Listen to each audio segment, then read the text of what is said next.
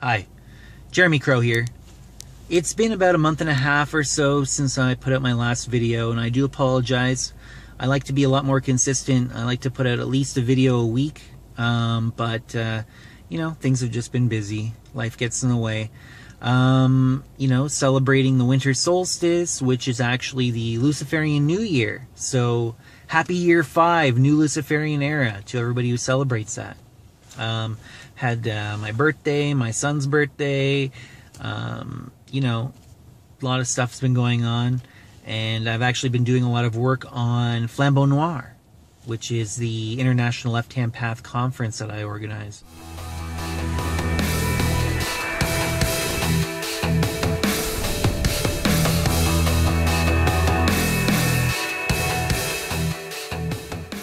Actually, before we get into it, I just wanted to give a shout out to my fallen brother, Skyler Rasmussen. So, a year ago, actually a year ago today, as I record this video, Skyler was a collaborator, a fellow Canadian, fellow occultist, fellow Luciferian. He actually founded the esoteric order, the Torches of Lucifer. 2075 to everybody out there who's involved with that. He was a very inspirational figure. He was really starting to come into his own. He was quite young still, but he inspired a lot of people, and it's quite tragic that he shuffled off this mortal coil so early, you know. And I just wanted to say, you know, I still in my mind and my thoughts, and trying to carry forward his work into the world, you know, try and, you know, take some of the essence that he embodied and also, you know, put that forth into the world as I'm able to personally. He was going to be coming to the Flambeau Noir last year in Ottawa, and it's unfortunate that he didn't get a chance to, because it would have been awesome to get a chance to hang out. That's one of the reasons that I actually do these Flambeau Noir events, is because time is short and I want people to get together, have an excuse to get together in the same room, sharing knowledge, sharing connection, you know, and collaborating on projects, you know, and that's something that I'm very proud of, the fact that past events have actually resulted in collaborations, people getting together and putting together anthologies of written materials into book form and publishing it, and you know, getting together and performing magical work, you know, getting together and doing other types of projects that are more worldly, you know. It's just very inspiring, the types of things that we get up to, and the relationships, the lasting relationships that come out of these things. You know, it's an excuse for people that are physically distant to get together in the same room and meet, you know, shake a hand, you know. So Flambeau Noir, what that is, the term itself is en français. It's a French term.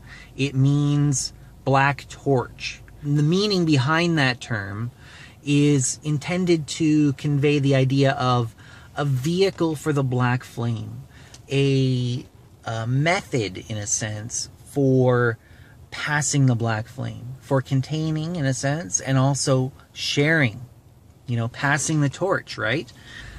When we get together for these Flambeau Noir events, you know, there are both left-hand and right-hand path luminaries. It's not just exclusively a left-hand path event.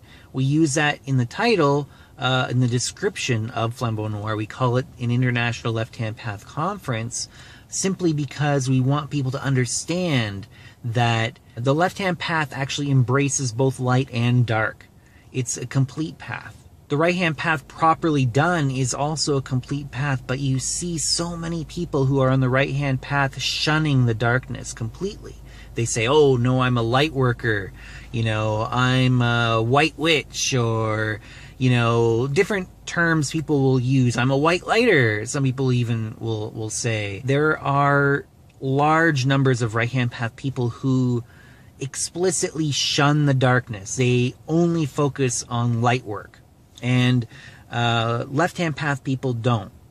So left-hand path people embrace works of light, understand the value of compassion and human connection and things like that, healing work, whatever, right? But we do not shun the darkness. We courageously explore the darkness. We work with these energies. We understand them. We accept them. We understand the fact that this world, this life, is a savage garden. The nature of existence is essentially the will to power. That's what I believe anyways, and it is my observed experience of the world. To be on the left-hand path is to accept the reality of the world rather than the safe haven of a comforting lie. We understand the power of myth, the power of storytelling, and we utilize it to achieve our goals. So I've gotten a little bit off track here, kind of explaining the black flame and the meaning behind Flambeau Noir, but it's such an amazing experience to have these people together in the same room and sharing knowledge, sharing insight, and planning, making collaborations with others. It's so powerful, and I want you to experience that.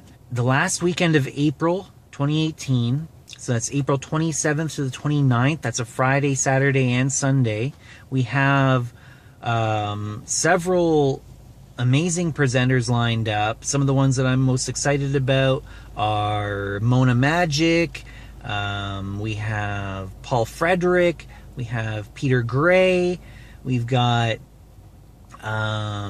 there's so many good ones that I'm excited about. We have Venus Satanis, aka Melissa Hudson. We have Michael W. Ford. There's a lot of people. There's Coyote. There's a bunch of people. Sean Donahue. Just go to the website flambeaunoir.org. That's FLAMBEAUNOIR.org, and the full lineup is there. You can buy tickets there. You can sign up to the mailing list so you can get updates through your email as well. Right now we have a early bird ticket sale, and so you can buy the ticket. Normally the full price is $210 American, but right now they're on for only $156 American per ticket.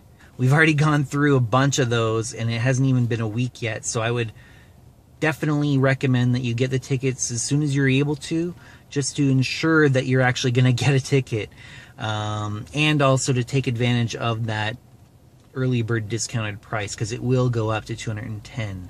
In addition, we have a ceremony, the Ziggurat of Enki ceremony. The Descent of Ishtar will be performed in dramatic ceremony for everyone, and there will be an opportunity to be initiated into the Ziggurat of Enki by proxy. Essentially, you're just watching, but with the intention of absorbing that initiation vicariously by proxy through the person who's going through it. This is a form of initiation that some people have done. Actually, in certain forms of mainstream Freemasonry, they'll do this, especially for people who are they would just want to do the Shriners, but you have to become essentially a 32nd degree Scottish Rite Mason or a Knight Templar or York Rite Mason in order to